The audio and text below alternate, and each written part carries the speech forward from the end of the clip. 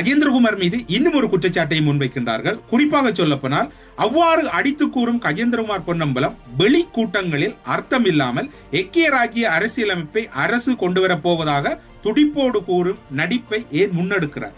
நடிப்பு கஜேந்திரகுமார் இப்போது நடிகர் என்று கூறுகிறார்கள். அங்கு நடிக்கக்கூடிய நடிகர்கள் எல்லாம் அங்கு பின்னணி இசையும் அங்கு திரைக்கதை வசனங்களும் எழுதி கொண்டிருக்கின்றார்கள். இது தொடர்பில் என்ன நிலைப்பாடு? கஜேந்திரகுமார் பேசினாரா, பேசவில்லையா? அதில் இன்னும் ஒரு குறிப்பு இருக்கின்றது. கொழும்பில் உள்ள பிரித்தானிய உயர்ஸ்தானிகத்தின் மூடிய அறைக்குள் தான் இந்த கலந்துரையாடல் இடம்பெற்றது.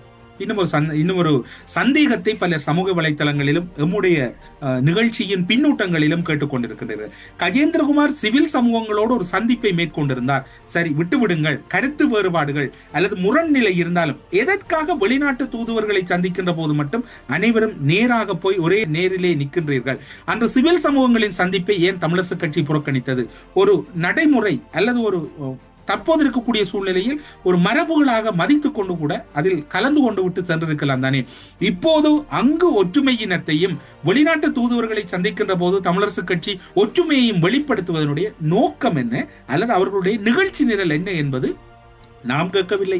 நேற்றைய தினம் நம்முடைய செய்திகளுக்கு அப்பால் நிகழ்ச்சியிலே கடந்த காலங்களிலே ஒரு சந்தேகத்தை வெளியிட்டிருந்த மூத்த ஊடகவியலாளர் இரா துரைரட்னம் அவர்களும் விடாவாரியாக கேட்டிருந்தார். சுமந்திரன் அவர்களின் நிகழ்ச்சி நிரல் தான் என்ன என்பது அவர் கேட்டிருந்தார். ஒரு தமிழ் சமூகமாக ஒற்றுமையாக எடுக்கின்ற ஒரு முயற்சியை ஏன் இவர்கள் எல்லோரும் ஓரணியில் நின்று அதில் தங்களுடைய கருத்துக்களை பகிர்ந்து கொள்வதை தவிர்த்து வெளிநாட்டவர்கள் அல்லது தென்னிலங்கையில் ஒரு சம்பவம் இடம்பெறுகின்ற போது நாங்கள் அனைவரும் தமிழ் தேசியத்துக்கு சொந்தக்காரர்கள் என்று எந்த அடிப்படையில் நிற்கிறார்கள் என்கின்ற ஒரு கோபமும் தார்மீகமான கடும் கவலையும் தமிழ் சமூகத்தின் மீது இருக்கின்றது.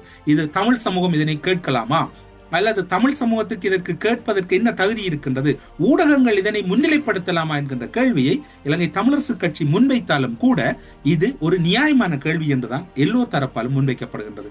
தமிழ் மக்களை சார்பில் கேட்கப்படுகின்ற அதே கேள்விகளை புத்திஜீவிகளும் கேட்கின்றார்கள், சிவில் சமூகங்களும் கேட்கின்றார்கள், அங்கிருக்கக்கூடிய துறை சார்ந்த வல்லுநர்களும் கேட்கின்றார்கள் தமிழ் சமூகத்தின் சார்பில். இதுதான் இப்போது இருக்கக்கூடிய வினாவாக இருக்கின்றது. உங்களுடைய சிந்தனை புரிகிறது. நீங்கள் கஜேந்திரகுமார் மூடிய அறைக்குள் கூறினாரா கூறவில்லையா என்பதை வெளிப்படுத்துவேன் என்றீர்களே, வெளிப்படுத்துவீர்களா என்று நீங்கள் கேட்கிறீர்கள்.